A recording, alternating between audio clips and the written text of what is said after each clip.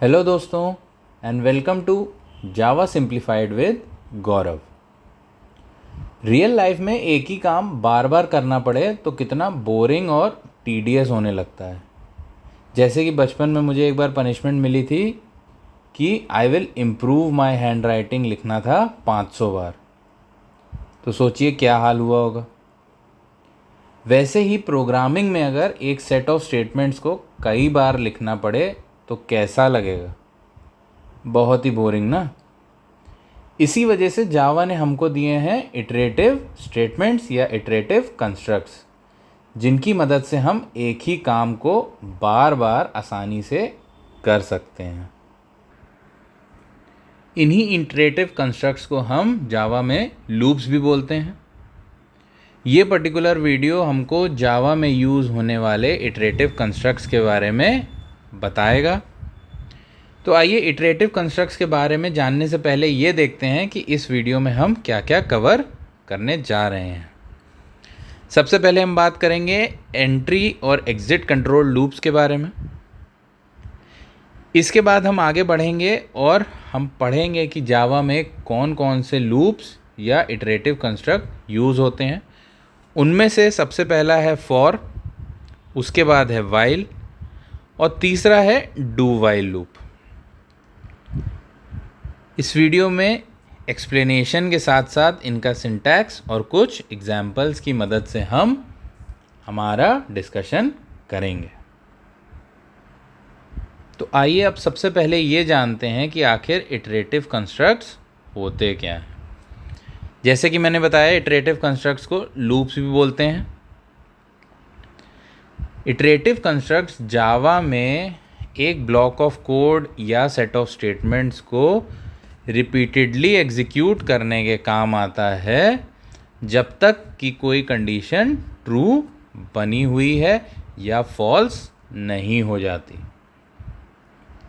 एक set of statements तब तक एग्जीक्यूट होंगे जब तक उनसे जो लिंक्ड कंडीशन है वो ट्रू बनी हुई है या ट्रू है।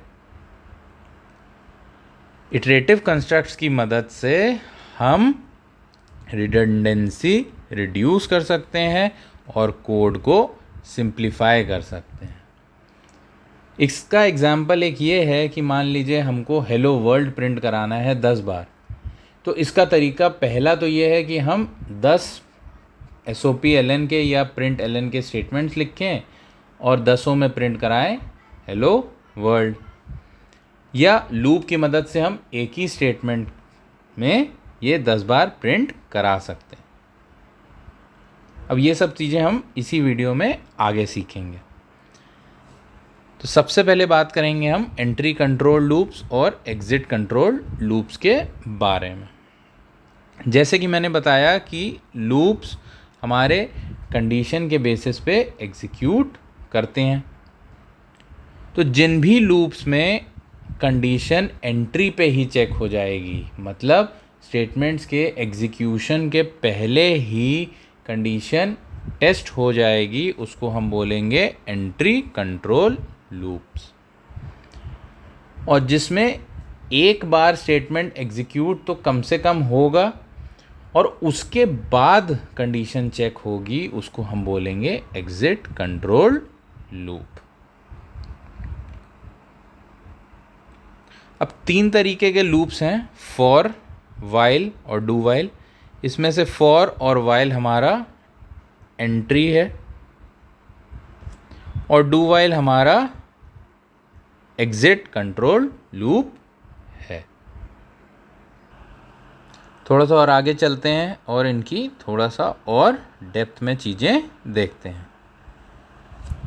इन entry control loops the condition is checked before the loop body is executed. Loop body के एग्जीक्यूशन से पहले कंडीशन चेक हो जाती है, और अगर कंडीशन इनिशियली ही फॉल्स हो गई या स्टार्टिंग में ही फॉल्स हो गई तो लूप बॉडी एग्जीक्यूट नहीं हो। और ऊपर जैसे बताया इसमें 2 लूप्स हैं, फॉर और वाइल।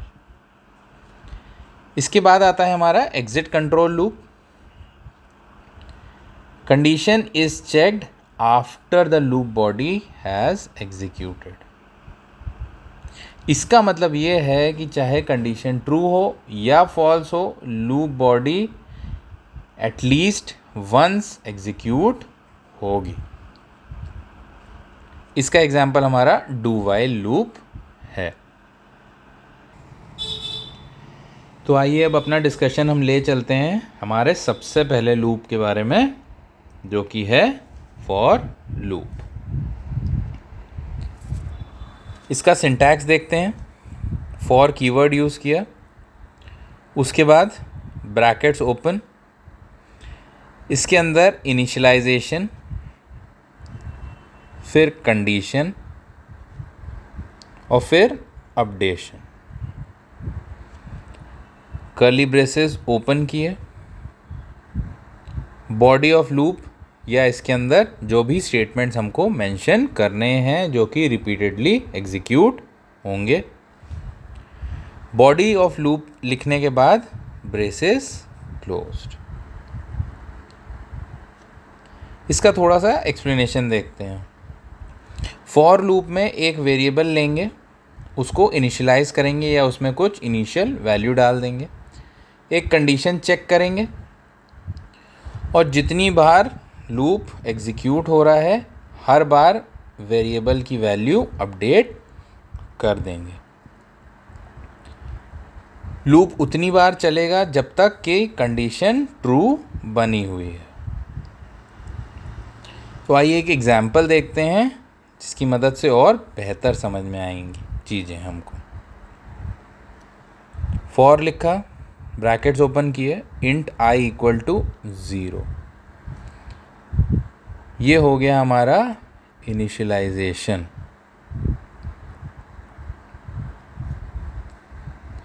इसमें हमने आई में 0 डाल दिया। आई बेसिकली यहाँ पे लूप का वेरिएबल है जिसके बेसिस पे हमारा लूप एग्जीक्यूट होगा। जो दूसरा पोर्शन है आई लेस देन 5 का, ये हो गया हमारा कंडीशन का।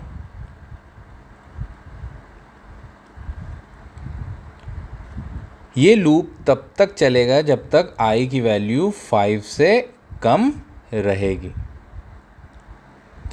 इसके बाद हुआ आई प्लस प्लस, जो कि हमारा अपडेशन है। हर बार जब लूप एग्जीक्यूट होगा उतनी ही बार आई की वैल्यू 1 से प्लस हो जाएगी। तो आइए अब ये एग्जीक्यूट कैसे होगा ये देखते हैं। ये है हमारा आई और होगा ये हमारा आउटपुट। सबसे पहले आई की वैल्यू हुई 0, condition 0 less than 5, condition true है। पोस्ट इंक्रीमेंट ऑपरेटर लगा है आई प्लस प्लस, इसलिए पहले वैल्यू यहाँ पे प्रिंट हो जाएगी। आई की वैल्यू आउटपुट में आई 0, ln लगा है इसलिए लाइन चेंज हो गई। दोबारा गए, आई प्लस प्लस हुआ, आई हमारा 0 से हट के 1 हो गया। कंडीशन 1 लेस देन 5 ट्रू है, अंदर आए, प्रिंट हो गया 1। ऊपर गए वापसी, आई प्लस प्लस, आई अब हमारी 2 हो गई। कंडीशन अभी भी ट्रू है, 2 लेस देन 5, 2 5 से कम है। वापसी आए, SOPLN आई 2 प्रिंट हो गया।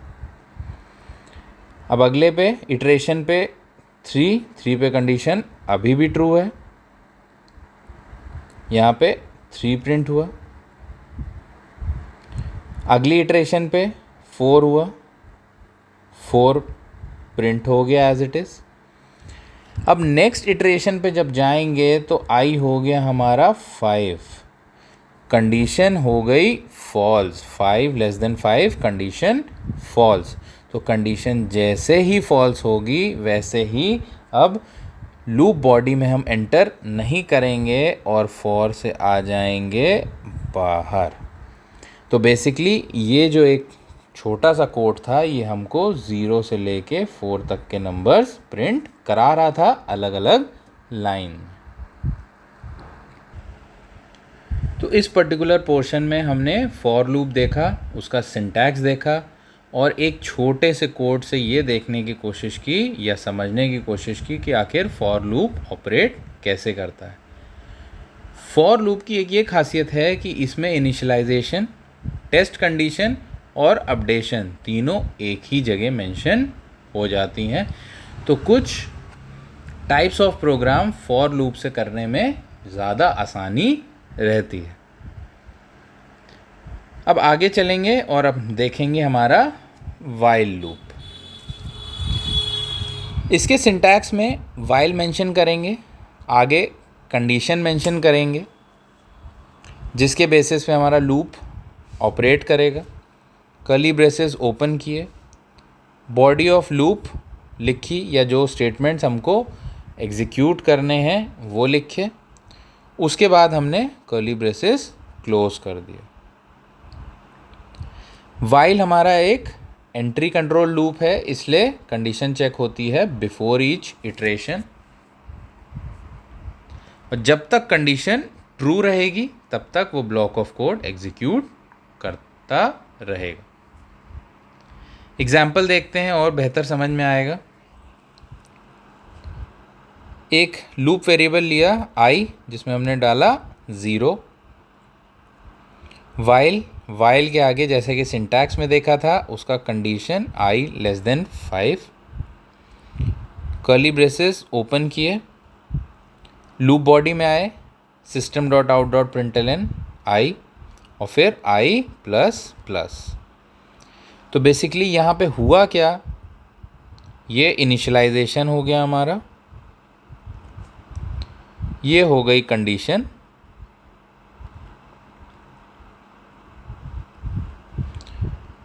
और ये हो गया हमारा अपडेशन। और आप लोग ये भी समझ गए होंगे कि मुझे I will improve my hand writing लिखने को क्यों मिला था। तो आइए इस एग्ज़ाम्पल का एक्सप्लेनेशन देखते हैं।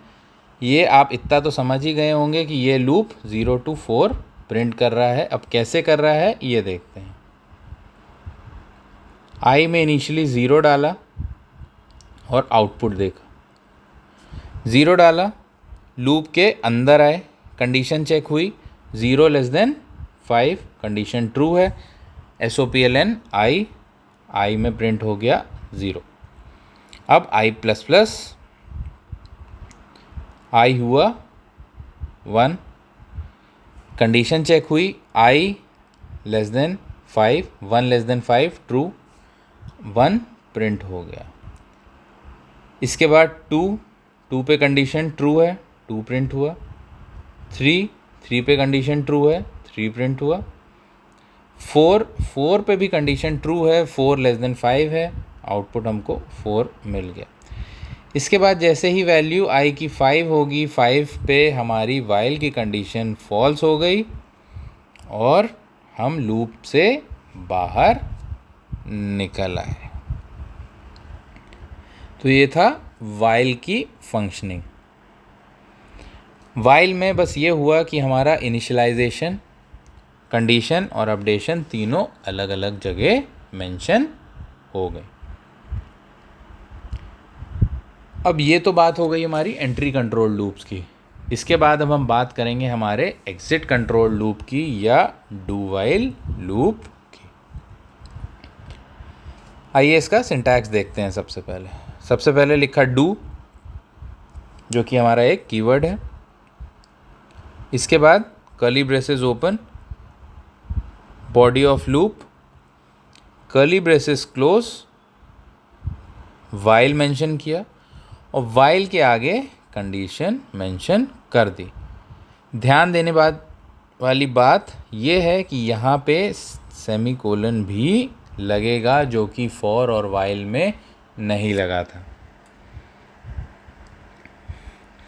अब देखने से तो ये समझ में आ ही रहा है कि डू के आगे कोई कंडीशन नहीं मेंशन है, तो जब एग्जीक्यूशन शुरू होगा तो बिना कंडीशन चेकिंग के ही एक बार तो बॉडी एग्जीक्यूट होगी ही होगी।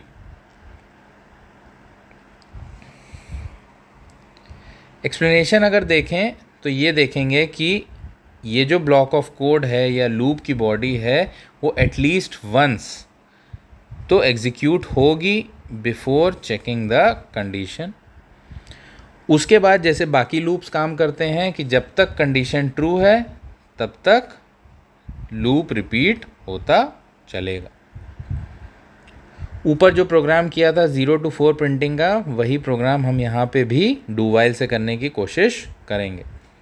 तो सबसे पहले आई दिया 0, फिर डू ओपनिंग ब्रेसेस, प्रिंट किया आई, फिर आई में अपडेशन i++ कर दिया, कर्ली ब्रेसेस क्लोज हो गए और उसके बाद वाइल मेंशन किया, वाइल के आगे कंडीशन मेंशन की और हाँ भूलना नहीं सेमीकोलन ज़रूर लगाना है। अब यहाँ पे ड्राई रन अगर देखते हैं तो आई और आउटपुट आई 0 है, बिना कंडीशन चेक किए हम अंदर आ गए और आई को प्रिंट करा दिया। इसके बाद i++ हुआ, कंडीशन चेक हुई, कंडीशन चेक होने पे ये हुआ कि ये ट्रू है। दोबारा हम वापसी डू पे गए और अंदर आए, अंदर आने पे 1 प्रिंट हो गया। वैसे ही 2 3 4 2 3 4 4 तक प्रिंट हुआ। इसके बाद वैल्यू हुई 5 पे कंडीशन हो गया फॉल्स और कंडीशन फॉल्स होते ही हम वाइल से डू वाइल से एग्जिट कर गए। तो ये भी लूप हमको नंबर्स प्रिंट करके दे रहा है 0 to 4। तो दोस्तों इस वीडियो के मदद से हमने ये जाना कि आखिर इटरेटिव स्टेटमेंट्स होते क्या हैं, एंट्री और एग्जिट कंट्रोल लूप्स कौन से हैं, और फॉर वाइल और डू वाइल लूप्स के बारे में पढ़ा, उनके सिंटैक्स देखे और उनके कुछ एग्जाम्पल्स देखे। तो फ़िलहाल इस वीडियो में इतना ही। वीडियो के नोट्स आप डाउनलोड कर सकते हैं मेरे टेलीग्राम चैनल से, जिसका लिंक वीडियो के डिस्क्रिप्शन में है, और मेरे इंस्टा फैमिली से जुड़ने के लिए भी लिंक वीडियो के डिस्क्रिप्शन में ही मिलेगा। वीडियो का कंटेंट पसंद आया हो तो प्लीज़ शेयर और सब्सक्राइब ज़रूर कीजिए। फिर मिलेंगे और वीडियोस के साथ, हर वीडियो में कुछ नए कॉन्सेप्ट्स लेकर। तो तब तक के लिए पढ़ते रहिए, रिवीजन करते रहिए और अपना ख्याल रखिए।